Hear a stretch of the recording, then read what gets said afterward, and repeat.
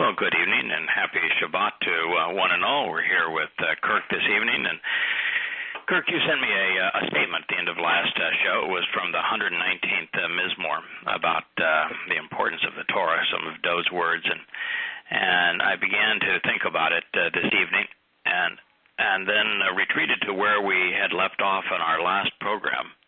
And it dawned on me that what you had sent me and where we are directly related. So I thought today we would start back on this review of Dod's testimony as it's recorded in Shamuel. Listen to him, and then see how that plays into the 119th Psalm, and to see if there's a relationship that can be determined between them. How are you, my friend? I'm doing pretty good. Pretty good. This is I actually sat up late the other night, and I've read a whole book on. Small book, but a whole book on Hebrew grammar, and I actually liked it. But I finally figured out. Hey, JB, I finally figured out the distinctions between the cohortive and the imperative and the jussive. I was really proud of that. I can't remember a whole lot else, but I got that down, which I was looking for. So. Yeah, that may be one of my. I probably have 20 favorites in Hebrew grammar, but moods. The cohortative and the jussive, for example, are among my favorites because they push everything into free will and a matter of will and choice and what we opt to do. God is not directing us; He wants us to choose, and you can think of a language where choice is presented in first, second, or third person. Isn't that a marvelous thing? Absolutely. And that's exactly what it is, yeah. And, JB, I know that you've studied the moods, and I'm sure come to the same conclusion that each of the moods convey volition. Even the mood that is most consistent with the only one that actually can underscore a command or an order.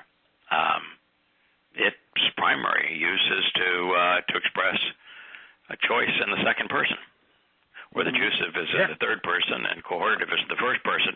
But I know you've been having an enlightened discussion even on masculine and feminine endings and how they sometimes differ. If the noun is masculine or feminine, or how the noun ends. Have you learned anything that you think would be insightful to translation in that regard? Oh yeah.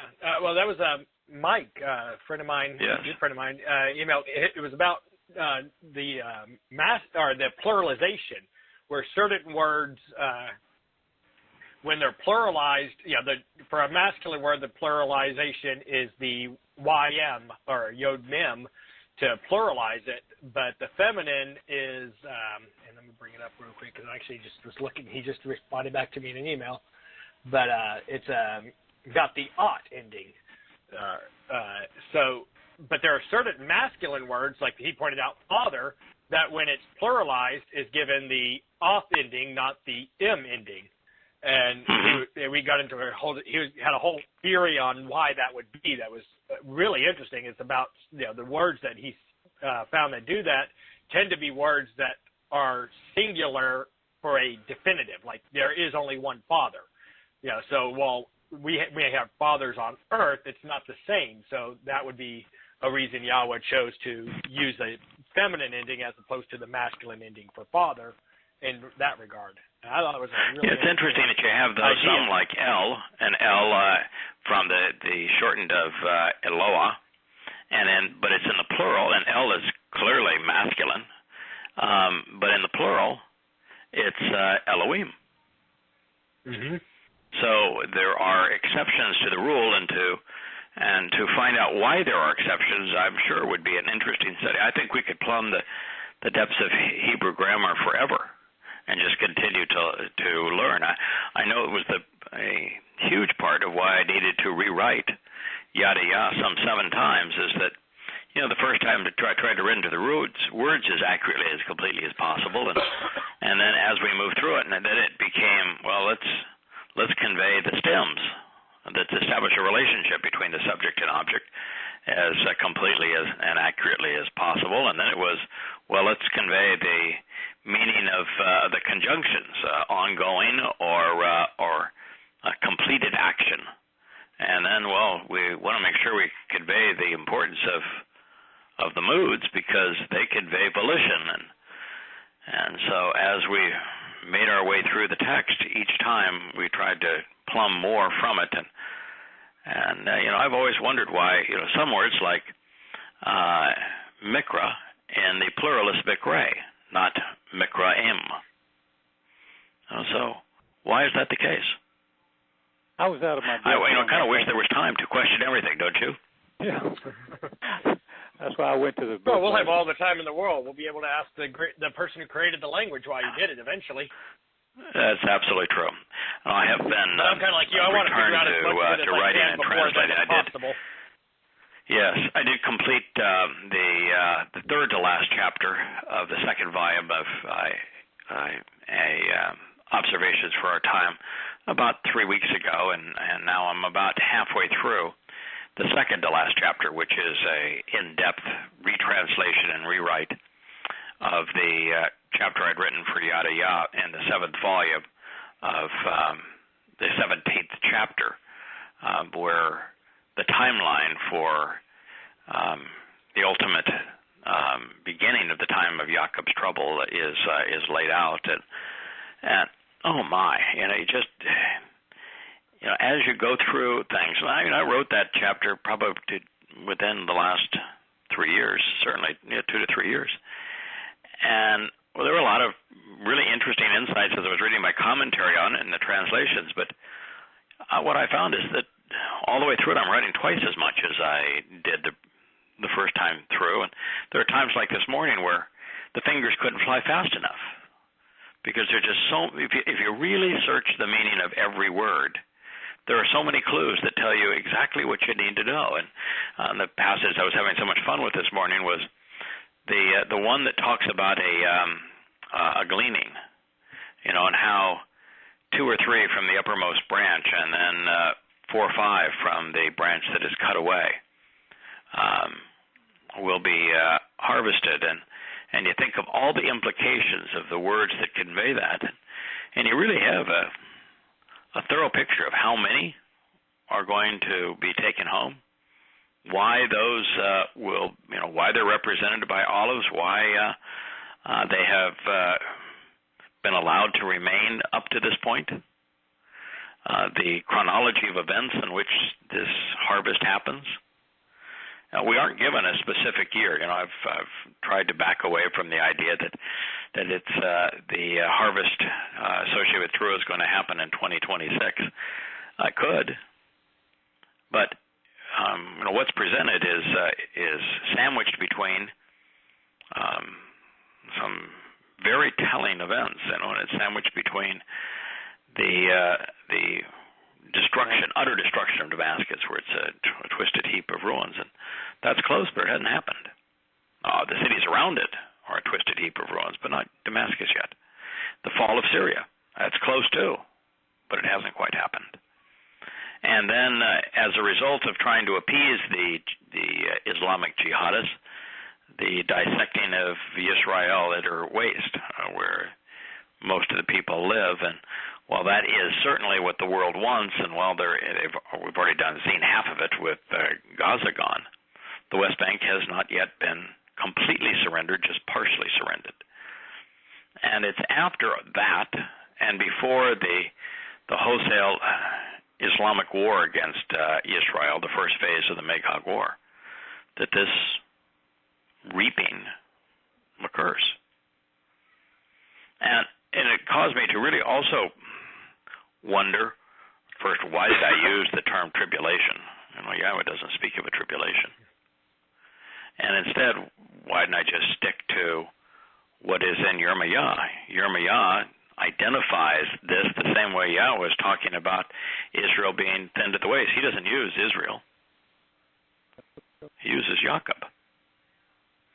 And his definition, his prediction, his description of those final years is called the time of Jacob's trouble, not a tribulation. And it's really interesting. It's presented in Yirmiyah 30, and we all know what Yahweh says in the chronology of events happens in Yirmiyah 31, where the covenant is reconciled with Yisrael and Yehudah. And so you have to extrapolate and say, well, Jacob represents all 12 tribes, the entirety of Yisrael. And so this is what it's applying to, and we now know the timing is between these events. And then it's fun to say, okay, well, I guess that could be 2026, the fall, or 2027, or 2028, or even 2029, because when you read the text, the time of Jacob's troubles could well be restricted to really the last 3 years or so. Prior to that time, it's going to be bad, but it's not going to be nearly as bad as things progress over time. Let me ask you what about 2029, though, because Yeah. if you have in the spring of 2029, you have Apophis hitting, and that's going to affect North America and a lot of Europe, and most of the Yehudim are here. They have to get out before that happens, and then that would also wipe us out as well. Yeah, what's interesting, though, Kirk, is that Yahweh's only interest is Yisrael. Yeah. And this olive tree that is being reaped is rooted in Yisrael. And he's talking about Jacob. And he's made it pretty clear that he's bringing his people home. And so the troubles he's trying to save the people from, to harvest them from, is the onslaught of Yisrael. And guess what's not going to happen in Israel? Israel is not affected by the Apophis. It's not affected by the tidal wave of the volcanic island Carne Viejo falling into the sea. And it's not part of that nuclear holocaust, which is the second phase of the Magog War. So, I would agree that I don't think 2029 is the most likely. I think that 2026, 27, or 28 are more likely. It's not impossible. Yeah. Yeah, and that was pretty clear. The terms that he used, and this is, we'll go back into this eventually, but it's really fun to read the terms, because the terms he uses of those that he is harvesting, he's reaping, he's gleaning, are all mature, ripe fruit that has been engaged in bringing successive generations home. They're there for a reason. They were deliberately put there for a reason. Yahweh's using them. He's going to use them to the full extent before he removes them. And I think he's talking about us. Because, there's two branches that are being harvested, and it's pretty clear to me that one of those two is Yisrael, and the other, and it's not the wholesale of Israel that occurs upon just prior to his return, but a remnant of Yisrael, but there's also a remnant of Goyim. And it's a fascinating study. There's so much to learn. It is truly amazing that Christendom only sees the tribulation through the eyes of Paul, who got it wrong, and is unaware of the really plethora of information about its timing and its nature, its size in the prophets. It's all over the place. Or it's definite association. I think many of them have an association with Towrah, but they don't know that the first four Moed Mikra have been fulfilled, and the Towrah is the purpose of Towrah is enabling the harvest known as Yom Kippurim. So it's a fun study, but it's right into the same idea of the closer you look, the more you learn. A lot to know. So let's return to 2 Samuel. Listen to him. 12. This is very close to where we ended the program last week. Indeed, He's speaking to his favored son, David. When your days are complete and you lie down with your fathers, I will take a stand with your offspring, with your seed after you, which to show the way, Asher, shall come out from your physical being. I will establish accordingly his kingdom. Now, in this statement, there are two very different conclusions that you could make. One is that which is going to come out of Dod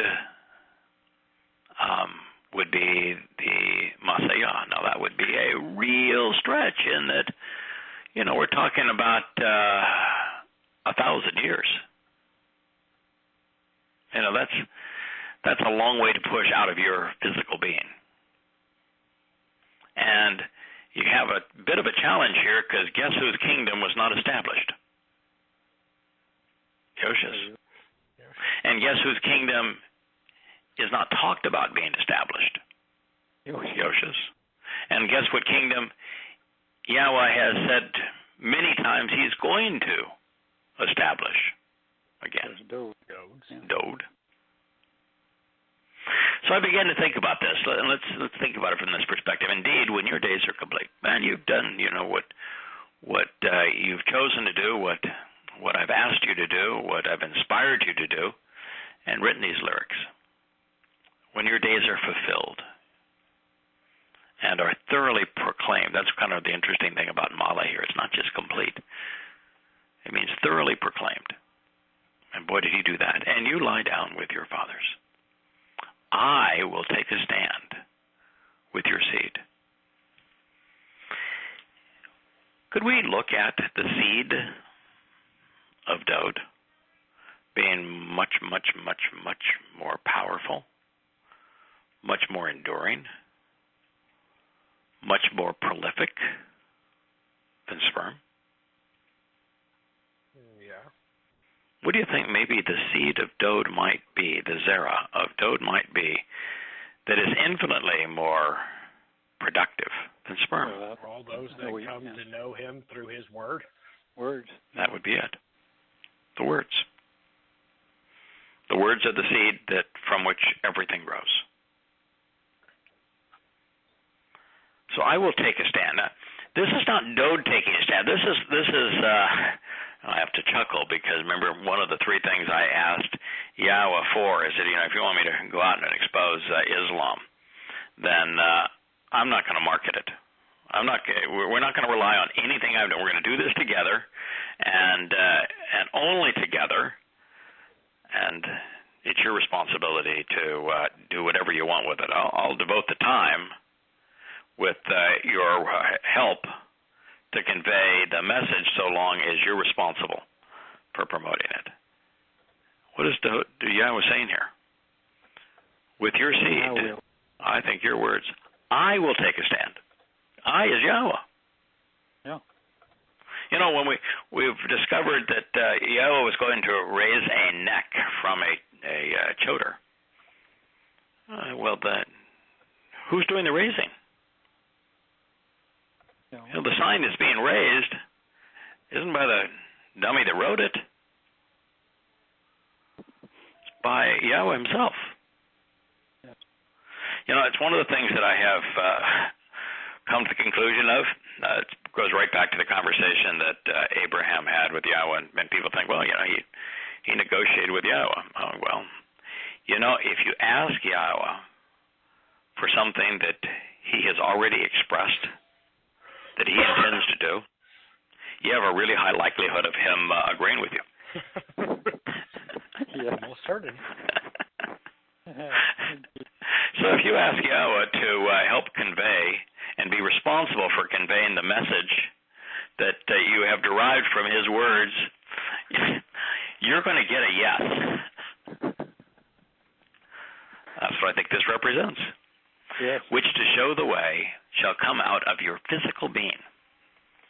Now, a lot of people say, well, your flesh, your physical being, and this is ma'ata. not Bashar, from your internal organs. The internal organs, of course, would be no, I don't think so. No, the internal organs. How about the liver and the heart? The liver, the seat of passion and love in ancient Hebrew, and the heart being the seat of judgment. And so, from your physical being, he's not talking about your flesh here. He didn't use flesh. And so, you think about what did Yahweh say about Dowd? He said he was the great songwriter of Israel. He was the man who wrote the lyrics that I inspired. Well, when you sing, it is through the air that you're pushing up through your lungs, through your throat, and across your vocal cords, and it is something that you have to have a physical being to be able to sing those lyrics. Mm-hmm. Yes. And so I think that's what he's talking about here. Dowd sang these words. And based upon these words, Yahweh says, I will establish accordingly his kingdom. And I always thought that his was Yosha's until I realized that Yosha doesn't have a kingdom. The kingdom of Yosha would be kind of a silly concept anyway.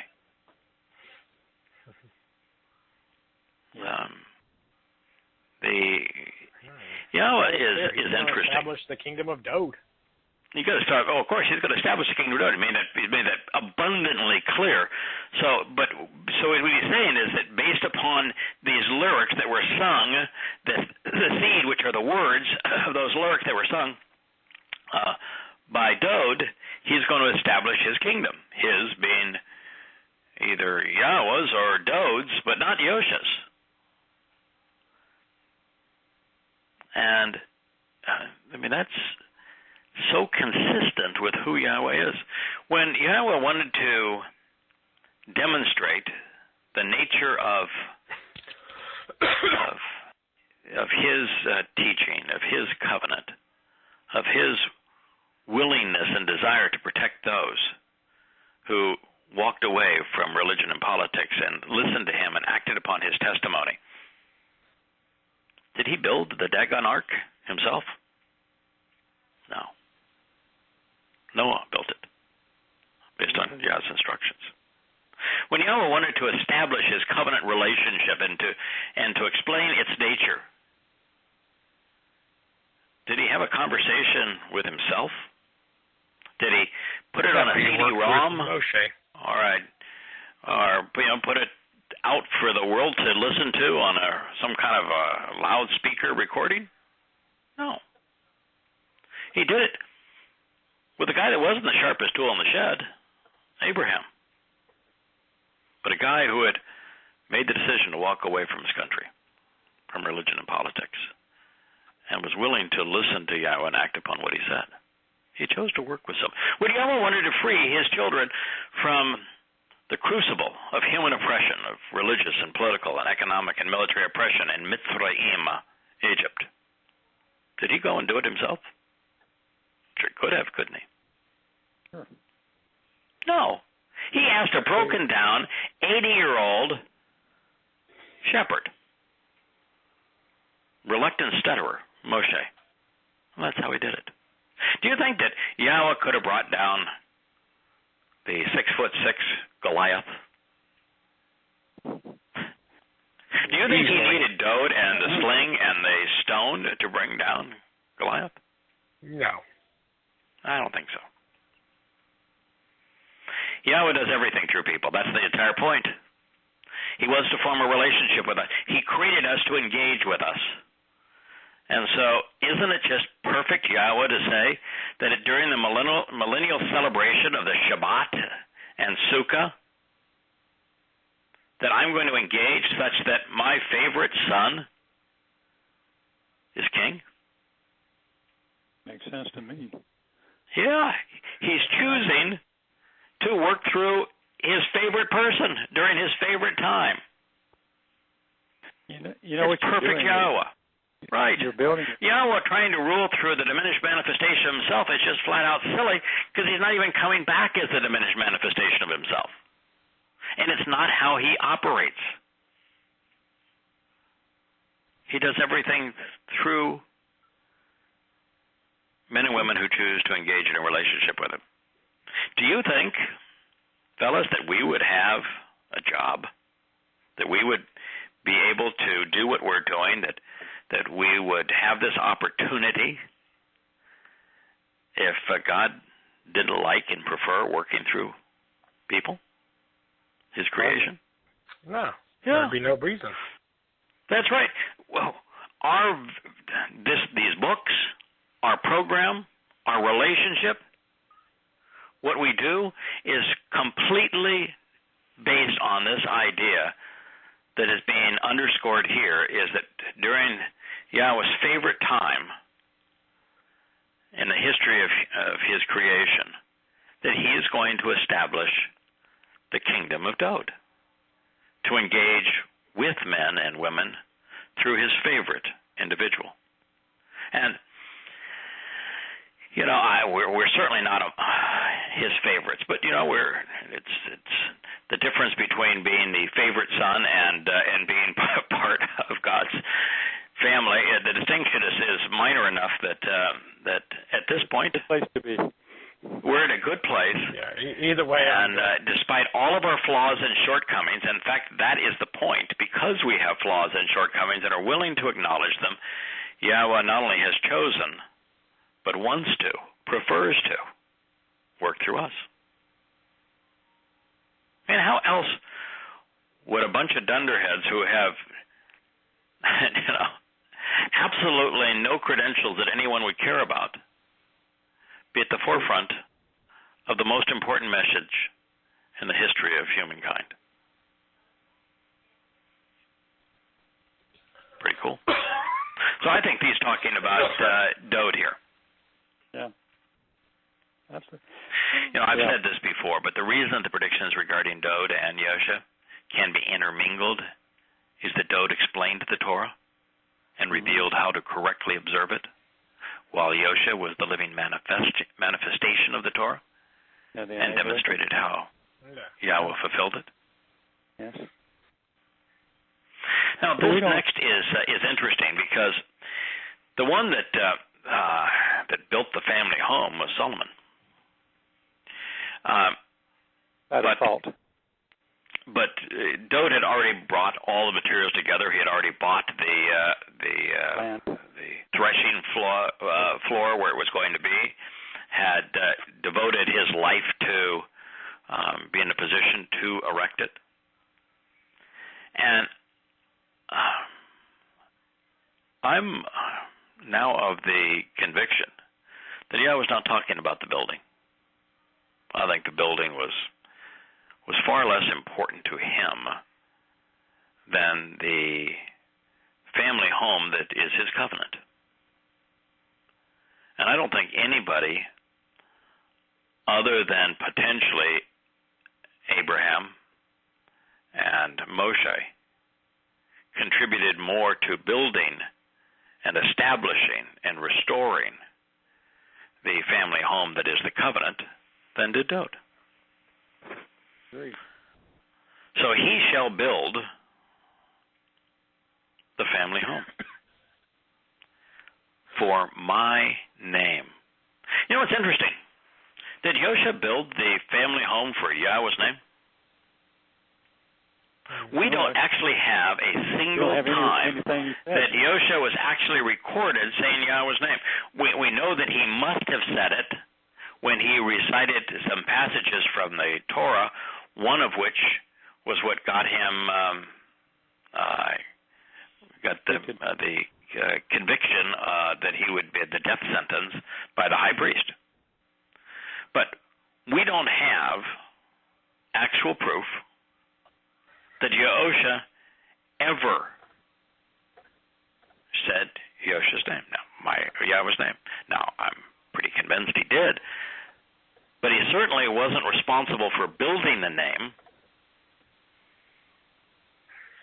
But yet, Dod Psalms establish Yahweh's name, explain Yahweh's name, present Yahweh's name, declare Yahweh's name. They establish the covenant family based on Yahweh's name. So he shall build the family home for my name. And I will establish accordingly the throne of his kingdom. And it will exist as a continuing witness. So let's think about that.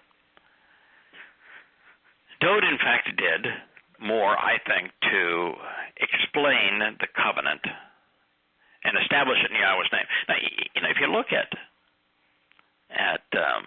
Moshe, the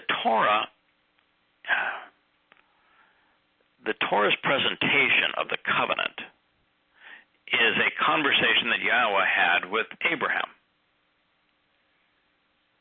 And yet, we don't have Abraham establishing Yahweh's name. In fact, we don't have Abraham saying Yahweh. Yahweh's name is replete throughout the testimony. But we certainly don't have an indication that Abraham established Yahweh's name,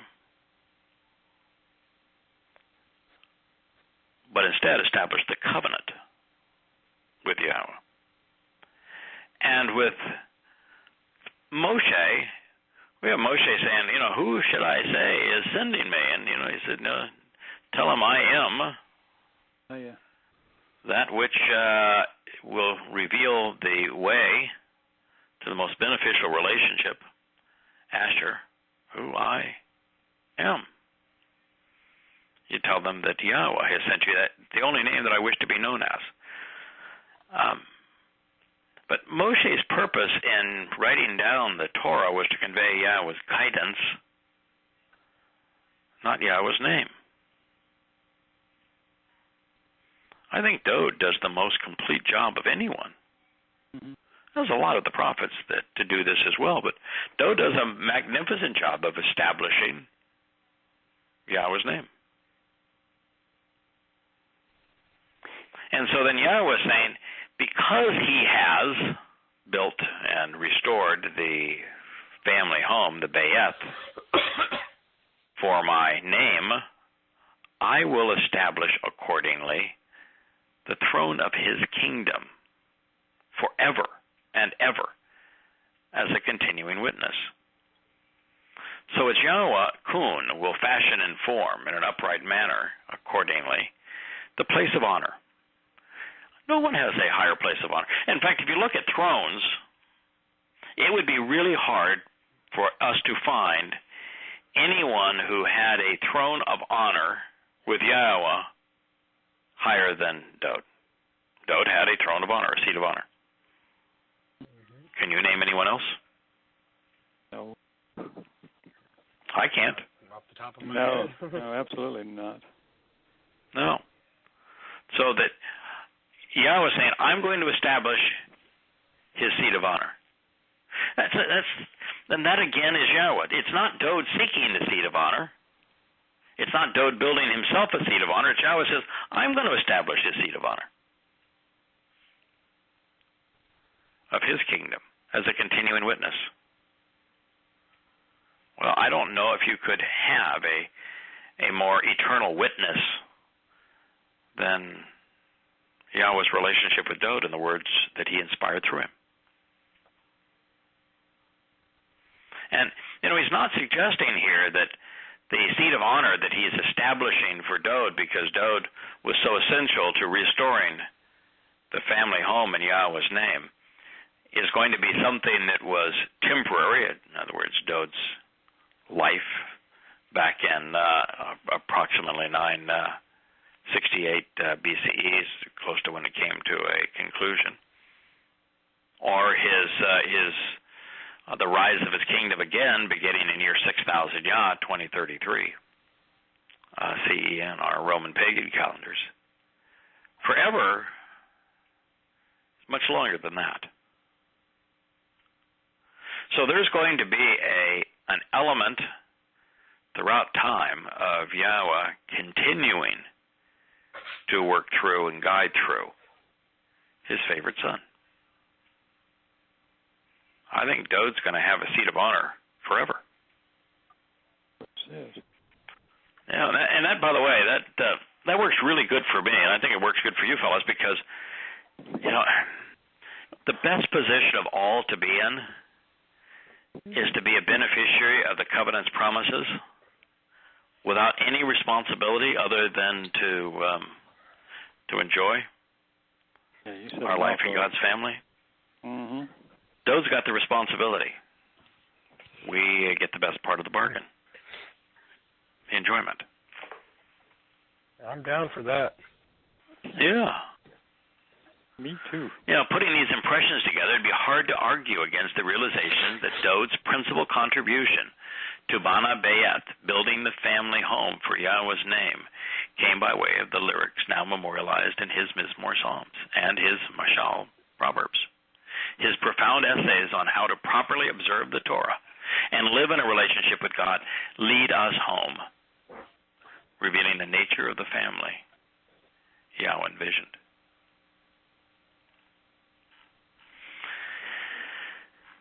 This then is one of those most profound moments, and let's go through this carefully. Next Yahweh says, "And I will actually and always be Anihaya. I will continually and literally exist for him, towards him, as a father. And he shall always and actually exist for me as a son, which through his association and to show the way, Asher, with him becoming burdened with perversity, I will resolve the dispute by judging him, accusing him, so as to manifest vindication through him, because of the rods, the weapons, and staves wielded by rulers of nations to punish, kill, and control the races and tribes of mankind, and because of the assault and plague upon the children of Adam." Now, clearly, there are parts of this that apply directly to Yosha. And again, these two are interchangeable. They're two branches of the same tree, the tree of lives. But I think there's even a way to interpret this as Dode. I don't think it singularly has to be Yosha. Because for Dode, he said, "I will actually and always." He's talking about Dode here, by the way. This is Shamuel talking, revealing the words of Yahweh regarding Dode.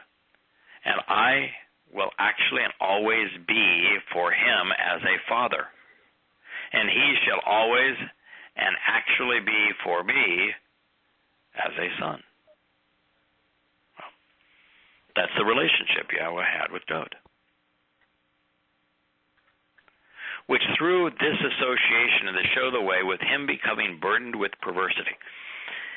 We think of the perversity being associated with Yosha, and this is the passage that really led me home. This is the passage where Asher was wrongly translated in every English Bible, such that it said, "When he sins, I will not spare the rod." And so I'm thinking, well, if this is Yosha, that's impossible, because if he sins, then he's being punished for his own sins, not for yours and mine. But didn't Dode say that his errors were greater than the number of hairs on his head? On his head. Yep. Yeah. So sin was definitely associated with Dode, wasn't it? Oh, yeah. Crying out loud. Sure. The dude had his chief dude go off and fight a battle that he knew that, or thought that he would be killed because he dug his wife. Yeah. Bathsheba. So, dude did some bad things. And yet,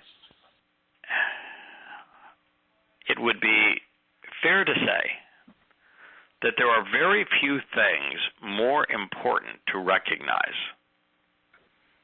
That Dod's life in and of itself and what Yahweh has to say about him does more to undermine the fulcrum upon which Pauline Christianity pivots than any other. And it's because Pauline Christianity is based on this ridiculous notion that the Torah is comprised of a bunch of laws that if you break one of them, God's going to send you off to hell. Isn't that the basis of Pauline Christianity? So he had to come up with a new deal, circa FDR. We're going to have a new deal, and that new deal you don't have any responsibility, and you're no longer subject to the laws of the Torah. Just believe.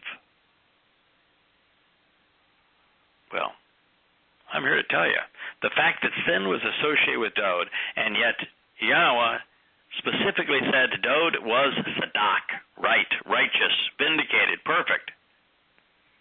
That is how he shows the way that the Torah saves flawed souls. The Torah wasn't written to convict us, but to vindicate us. I don't think there's anything, okay, there's a lot of profound and important things about Dod's life. His Mizmor, his Mashal, his life provides more insights to life than anyone who ever wrote. But the single most important aspect of Dod, and at least in my opinion,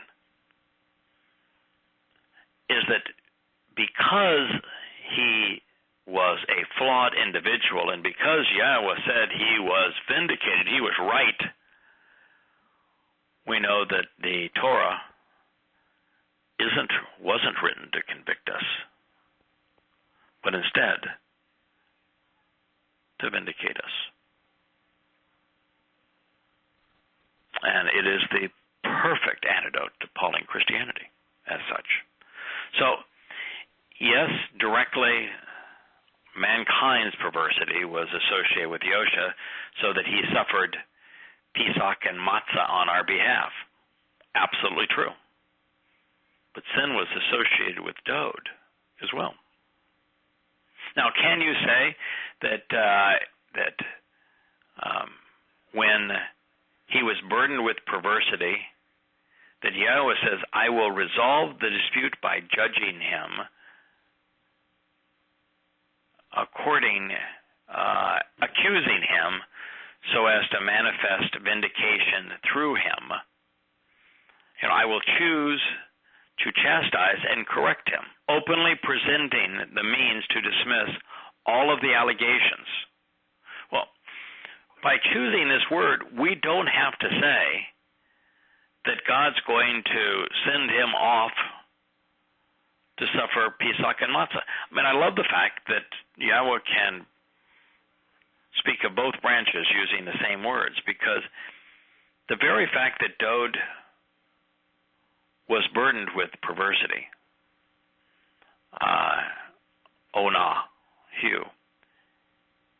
that Yahweh did in fact chastise him. Yahweh did in fact correct him.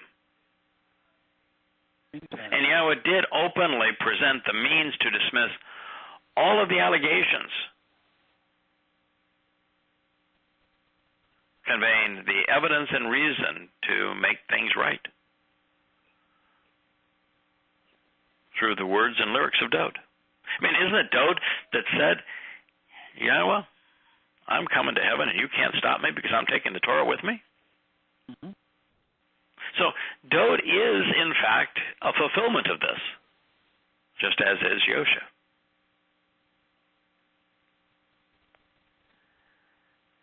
And he's going to vindicate him because of the rods, the weapons, and staves wielded by rulers of nations to punish, kill, and control the races and tribes of mankind, and because of the assault and the plague that has befallen the children of Adam. Dod is the ultimate conveyor of why it's important to form a relationship with Yahweh instead of being religious. why it is essential to oppose the likes of Shaul, King Shaul and the wannabe apostle Shaul, and instead to listen to what Yahweh has to say. Because people have turned to rulers, Dowd is the perfect antidote for that. To a lesser degree, Yoshe is. But it's this plague that has befallen mankind that Yahweh is exposing and remedying through the words of Dowd and through the acts of Yoshe. Extremely powerful concept. And so, Kirk, you sent me Psalm 119, 30-something. And we're going to come up to 30-something in a moment. But I reread portions of the 119th Psalm because I wanted to see how I translated it so many years ago, and so we could discuss it in this program. And then I realized, what the 119th Psalm does is help to validate that Dowd's an extraordinarily important branch on the Tree of Lives, and that he did serve to build the family name, the family home in Yahweh's name, that he did show the way. And this is, I want to start at 119:27. Begins, the way of your guidance and direction, Pekud, has caused me to understand, Bien. It's made it possible for me to be perceptive and discerning.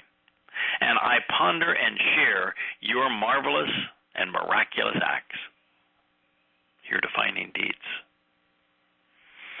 So, the way of Yahweh's guidance, his instructions, is the source of our understanding, is what it makes it possible for us to take that giant leap from faith to knowing, and from knowing to understanding. Dowd says, I will ponder and share your marvelous and miraculous acts. Marvelous and miraculous acts. Pesach, Matzah, Bakodim, Shabbat.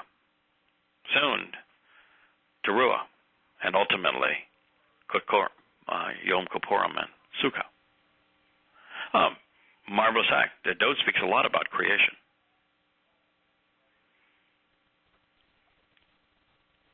But Dowd begins this section proclaiming something that's profoundly important.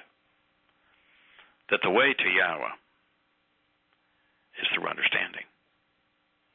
And understanding is based on pondering. And when we ponder and therefore understand, our natural inclination is to do what Dowd did, to share what we've learned.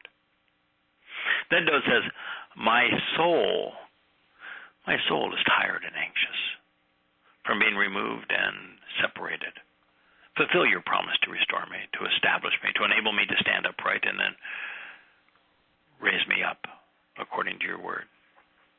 Now, why would Dowd say, my soul is tired and anxious? And this is the only troubling statement in all of this we're going to go through, but have you ever felt tired and anxious? Sure. Yeah, and the reason is that we're still, as was Dowd, in this world surrounded by every manner of false testimony, of false claims, of religion and politics and militarism. We're right here in the swamp. Mm-hmm. And while we have this direct connection with Yahweh, it's still a long way from having our souls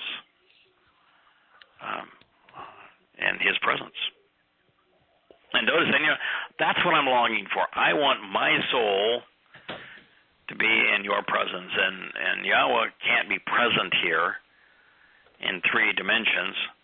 And so Dowd is looking for Yahweh to raise him up. I think that's what it means. He's yearning for the same thing we yearn for so often.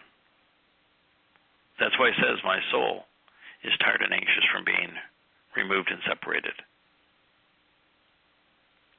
And he says, fulfill your promise. Restore me. Establish me. Enable me to stand upright and raise me up according to your word. Dod's not asking for a special favor. Really, he's not.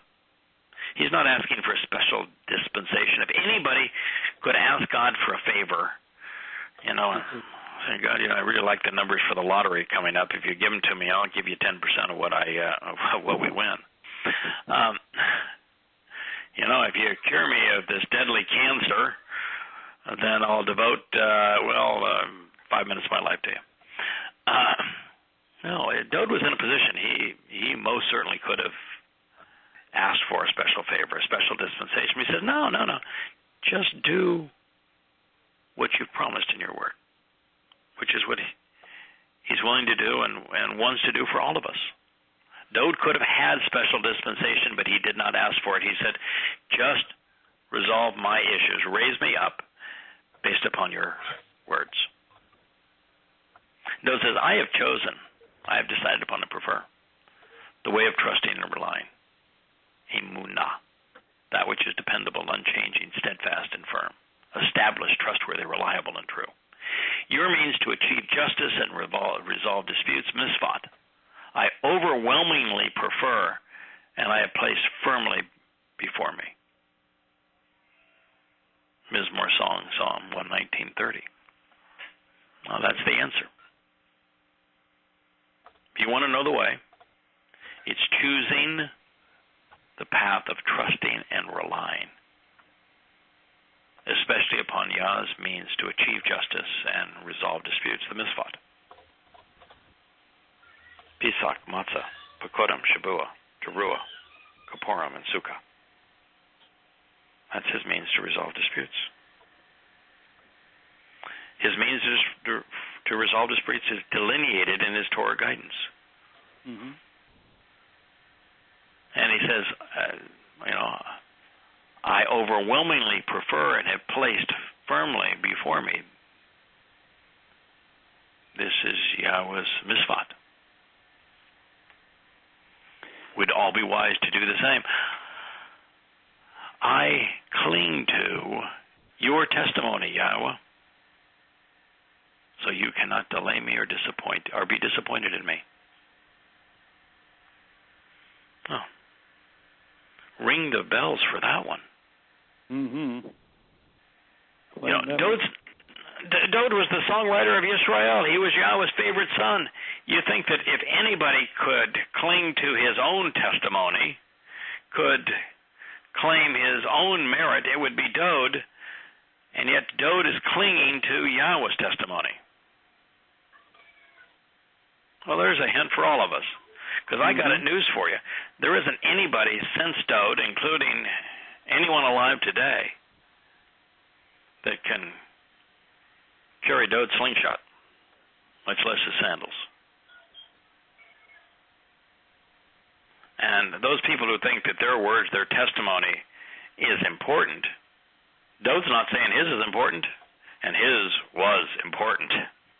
Mm-hmm. Most important in all of human history. He said, no, I cling to your testimony, Yahweh. Do you ever heard a pope say, I cling to your testimony, Yahweh? You ever heard of a Christian preacher saying, I cling to your testimony, Yahweh? Ever heard a rabbi say, I cling to your testimony, Yahweh? Ever have a scholar say, I cling to your testimony, Yahweh? No. No one. When was the last time you heard somebody say, I cling to your testimony, Yahweh? Just here. Yeah. And what we're doing is reading what was said, because what was said was inspired. Yeah. And because we also have chosen to do so. I cling to your testimony, Yahweh. And then Dode makes and I love this about him, because I feel the same way. You cannot delay me or be disappointed in me. It doesn't matter what we do. Our merit, our good deeds, meaningless. If we cling to Yahweh's testimony,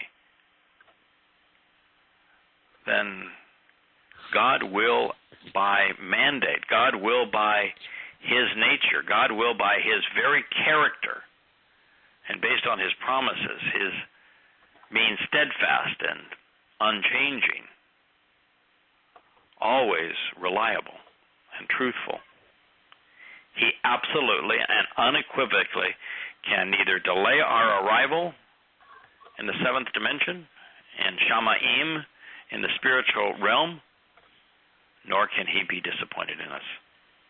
No matter what I do that's stupid, no matter what I do that's wasteful, no matter what I do that's wrong, Yahweh can't see it.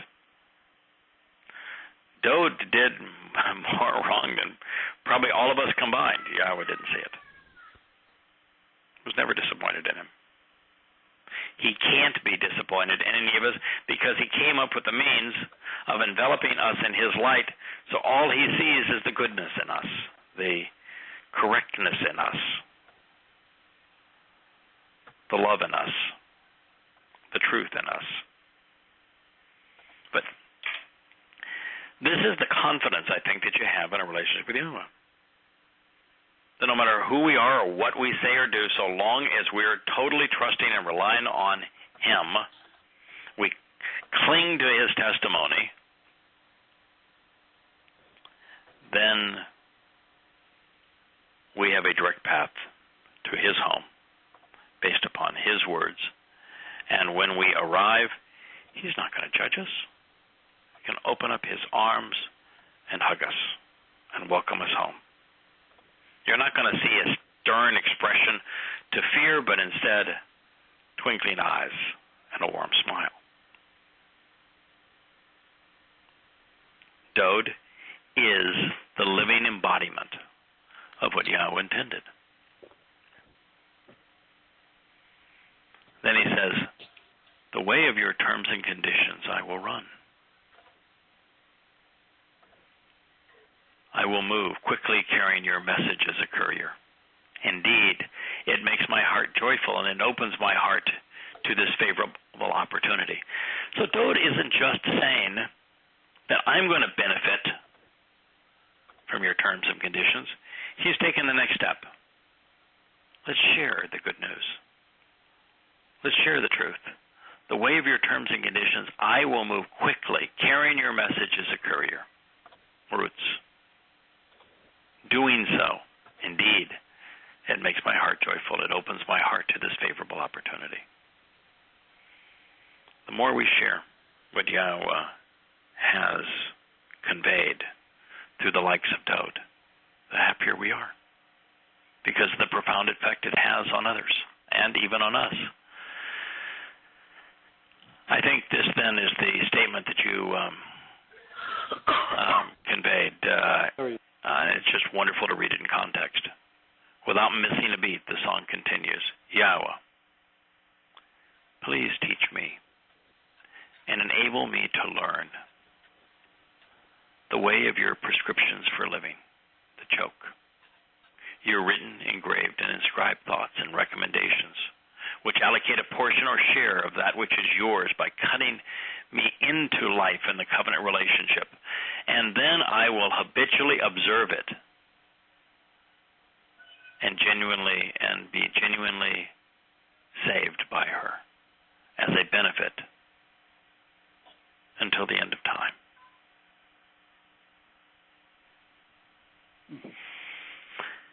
It's what Dode wanted. It's what we all want. Yahweh's teaching, His help so that we learn, insights into His instruction and guidance.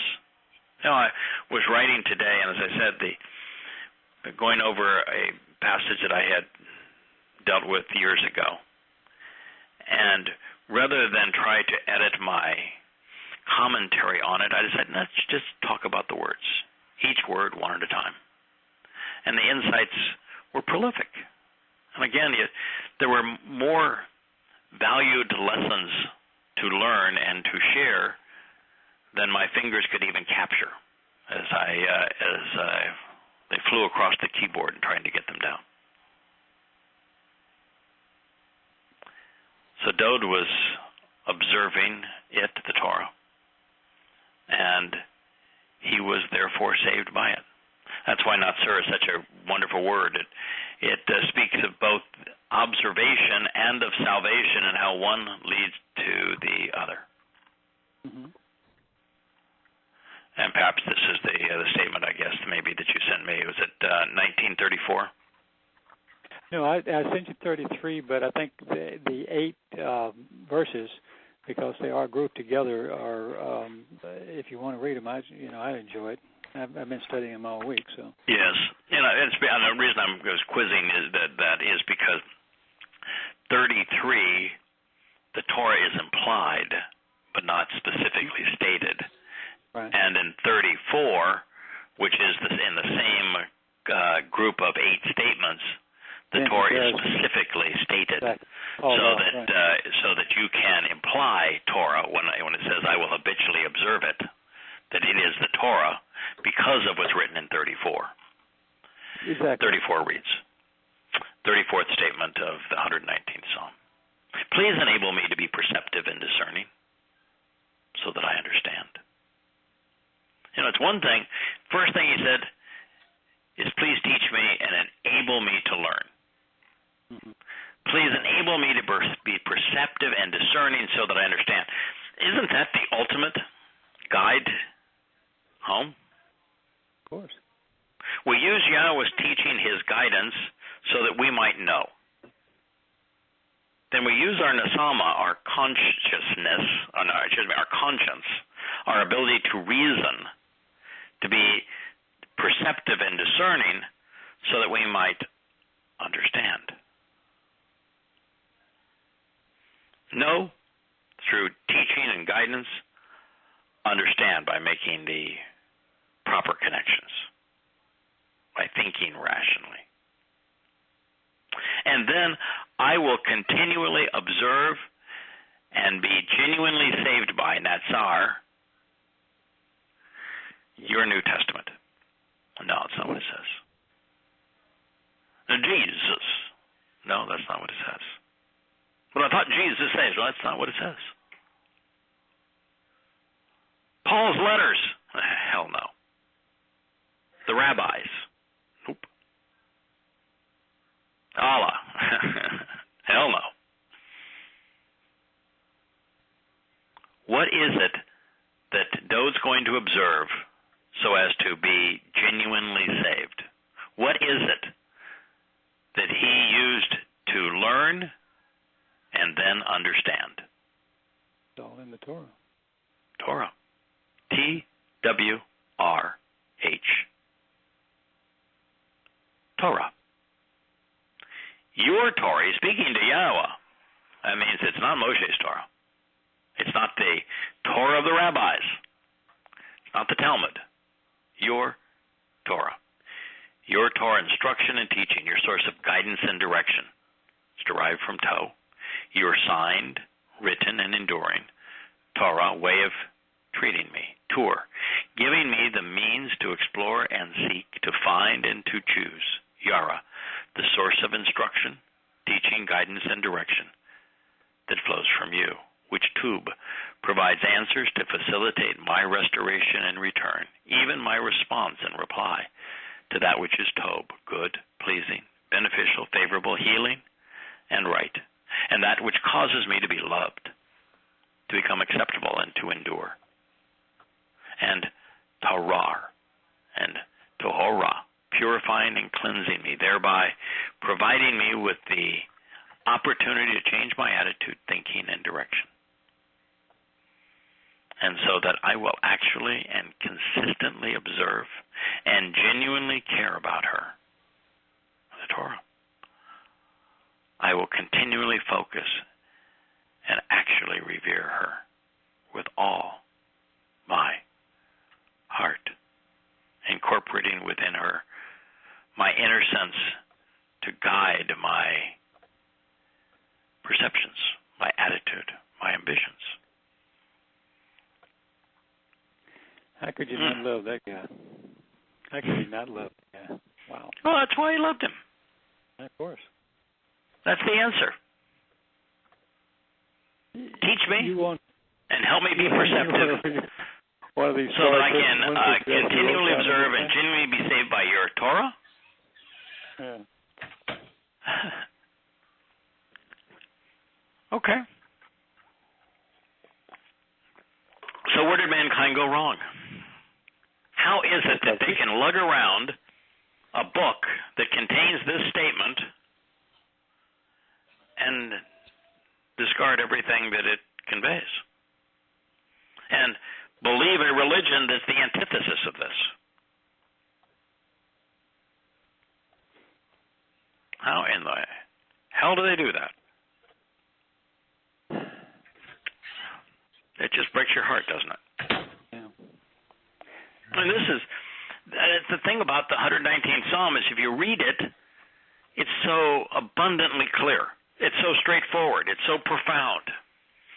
Yahweh is establishing his covenant family in his name through the inspired words and life of this man. And it's just so wonderful that this man wasn't good. He was right. Mm-hmm. And how important that is. And how this guy went through the same transition that all of us have. You come to Yahweh with your mind. By pondering Yahweh's teaching, by observing what he has to say, by learning from him, and then making the connections so that you understand. And then you come to realize is that the God who inspired these words is really fun, lovable, approachable, somebody you want to spend eternity with. You actually fall in love with him and his message. That's what Dode is saying. He's irresistible. He's lovely. The ultimate companion. The perfect father.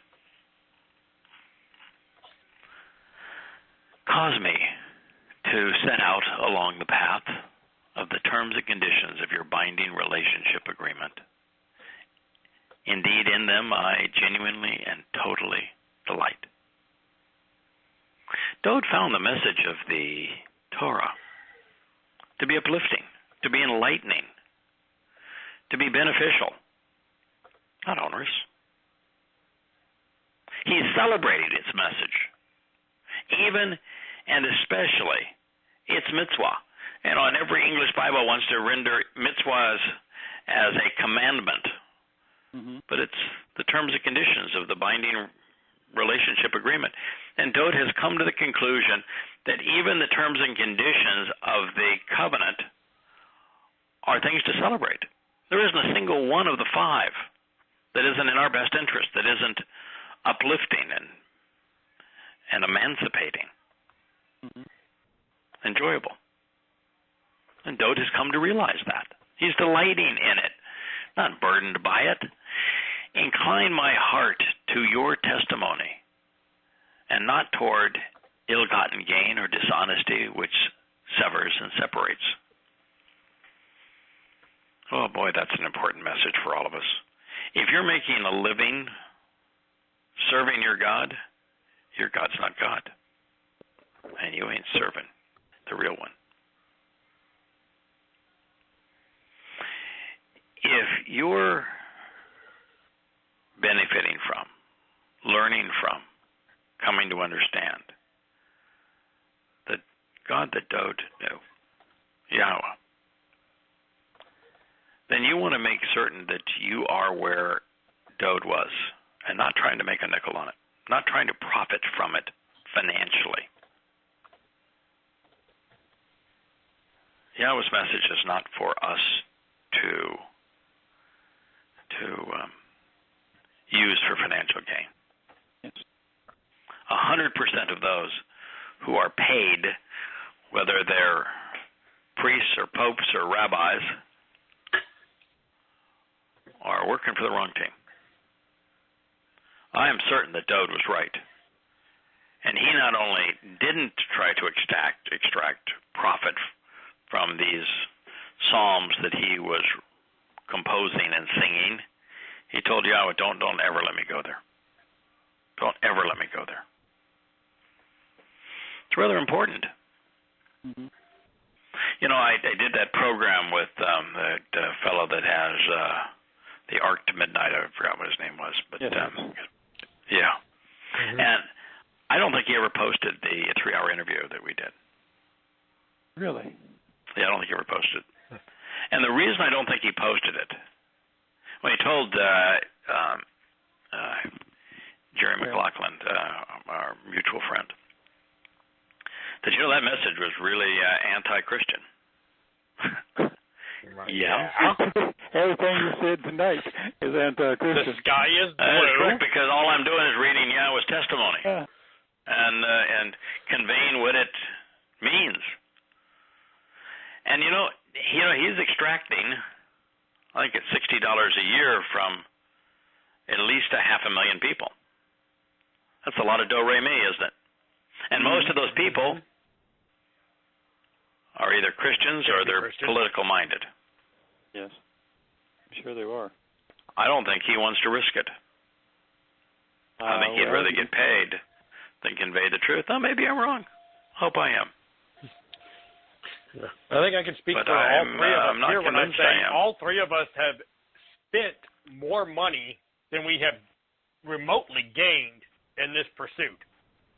Yeah, that's why I said I don't invest. We've invested money in it, but we have gained way more than the money we invested. Yeah. Not financially. Yeah, I've not made a penny on anything that I've ever written on behalf of financially. Yahweh. Right, not made a penny, and I have spent. And we have spent a lot. Tens of thousands, if not well into the hundreds of thousands of dollars. Conveying it. I haven't quite spent that much, but. Yeah, but collectively we've spent a lot. Regained. We have put money that we have earned elsewhere towards this message. Not that that's important at all. It really isn't. What's important is that we have never solicited anything for doing so. And the very few times that I allowed someone to actually say, if you want to make a contribution on one of the sites, I don't think there's any on either of them now.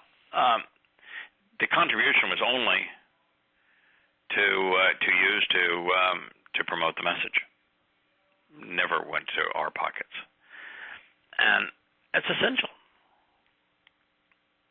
Moshe didn't profit from it. Dowd didn't profit from it. Abraham didn't profit. None of them profited financially. What good is money in the hereafter? Yeah. What we're gaining is that we're not only benefiting from the 5 benefits of the covenant to be immortal, perfected, adopted, enriched, and empowered. We benefit even further when we share this message and the family grows, because the more similar souls, more souls who come to know and love Yahweh and His Word that are in the family, the more fun and the more enriched our lives are going to be throughout eternity. But that's essential. If you're making a living serving your God, stop. Your God isn't God. No, stop it now. Yeah. Turn away. So that was Dowd's conviction in this regard. Then he says, please stand up, confirm, and establish for your associate your word, which as a result of the relationship is on behalf of and according to your awesome nature. So it's not just that Dowd's saying, I don't want to get paid for this, and I don't want any ill-gotten gain. He's actually saying, let's do the right thing together. Let's stand up, confirm, and establish your word, which as a result of the relationship is on behalf and according to your awesome nature. Yahweh's words represent him. I've said this a gazillion times, and Dode is saying it here. You want to see God? Read his words. Sorry, yeah. You want to meet God? Observe his testimony. And so Dode is saying, I want you to stand me up. I want you to confirm and establish me, your associate, for your words. For your word. Because as a result of this relationship and to show the way, Asher, your word conveys your awesome nature. It's Hebrew. We've talked about it. So many things that are wonderful about it, that Hebrew verbs aren't stuck in time. They're true throughout time. They're unlimited in time. That Hebrew verbs have stems that establish a relationship between the subject and the object. That Hebrew words have a mood, first, second, and third person volition. Hebrew words draw pictures which help us understand their meaning. Hebrew words many times have a dichotomy that show the difference in outcomes depending on how one views the testimony. And the more you study it, the deeper you dig, the closer you look, the more awesome Yahweh appears. His words unveil his awesome nature. Yahweh doesn't have to shout from the mountaintop for us to know his nature. He doesn't have to blind us with this brilliant light for us to see his nature. Observe his words, and you will become extraordinarily familiar with his awesome nature. Please pass over and take away while removing my reproach and insults, which I anxiously dread, because indeed your means to reconcile disputes is good. Even Dode tripped on his own tongue.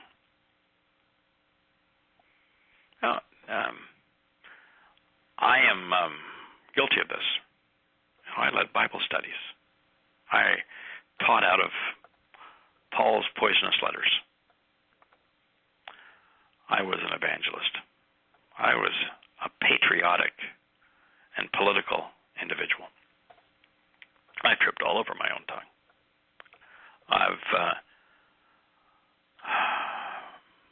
My reproach and insults have to be cleansed away. And that's what Dode is saying as well. And he, too, had many of them. And he is telling Yahweh, please, pass over. A bar is actually the basis of Pesach, to pass over. Mm-hmm. My reproach and insults, which I anxiously dread. I do, too. I dread all the things that I did in my life that were inappropriate, particularly from a religious and political perspective. Because indeed, your means to reconcile disputes is good. Behold, I long for and desire, this is 1940, I long for and desire your precepts, those instructions which you have entrusted to us, encouraging us to pay attention and to examine for guidance, so that we respond appropriately to you. Your righteous and just means to vindicate in them. Be merciful to me. So here's Dode, Yahweh's favorite son, saying that he desires Yahweh's pakudim, Yahweh's prescriptions for living, his instructions, his guidance.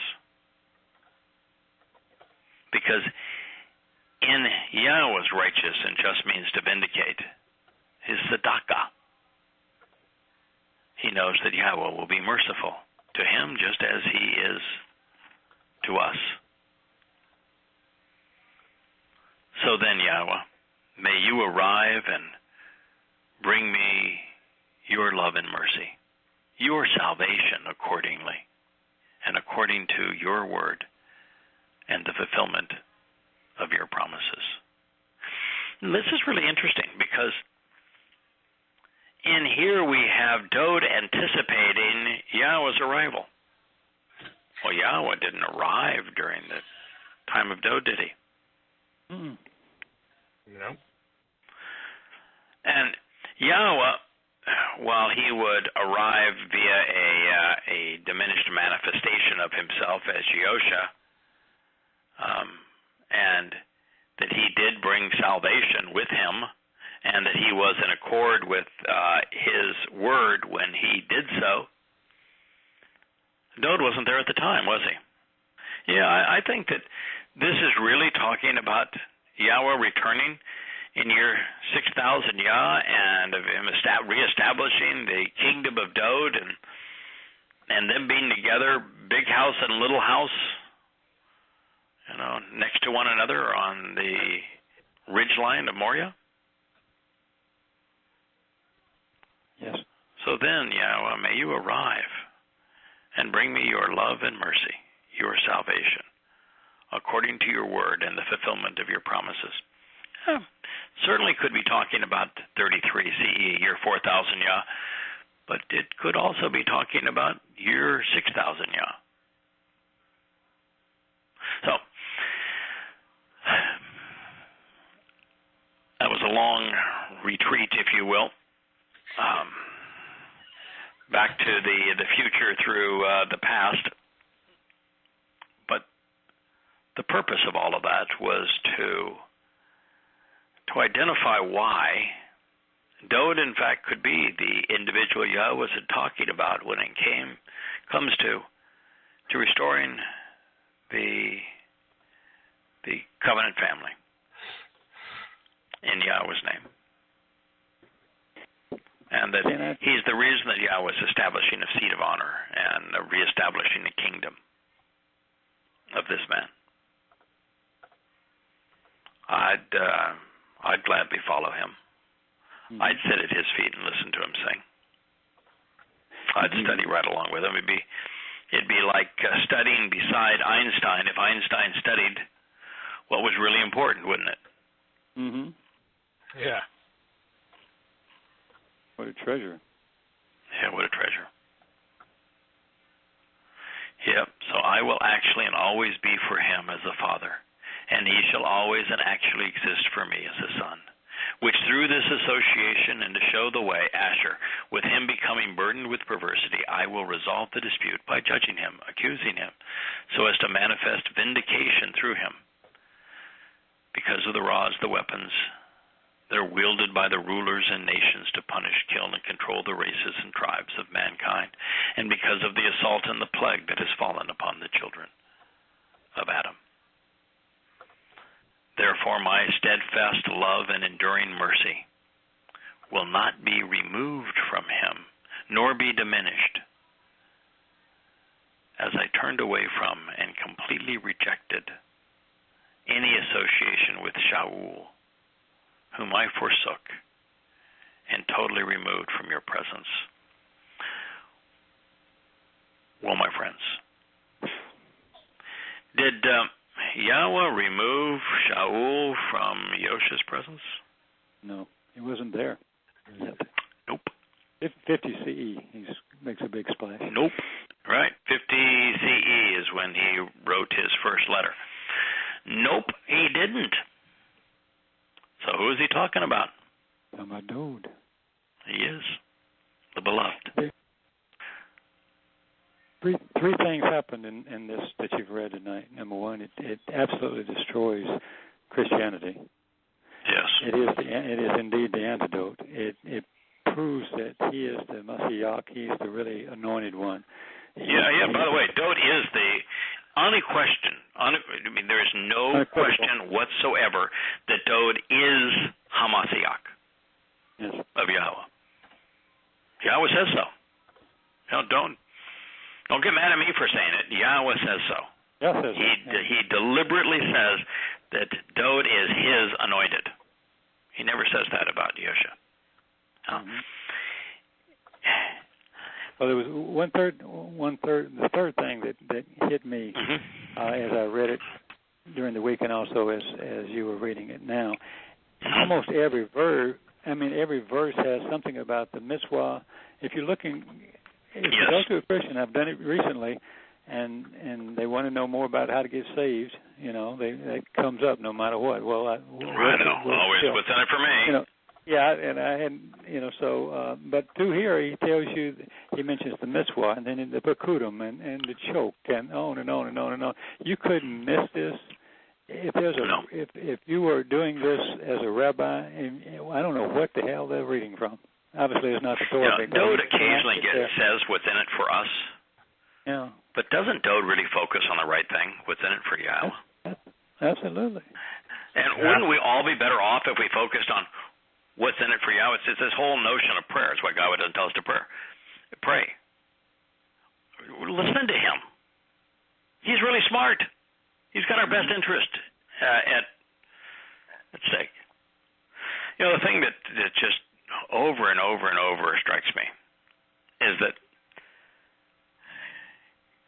we don't have a word recorded in Hebrew of what Yosha said. Mm-hmm. The text from the two eyewitnesses to his life are so mangled and so poorly preserved and already butchered in Greek that we don't have very much. And yet we have this wealth of testimony from Dode in the original language. And we know Dode was the Mashiach. It's perfect Yahweh. Yahweh does not want to brag about what he himself has done.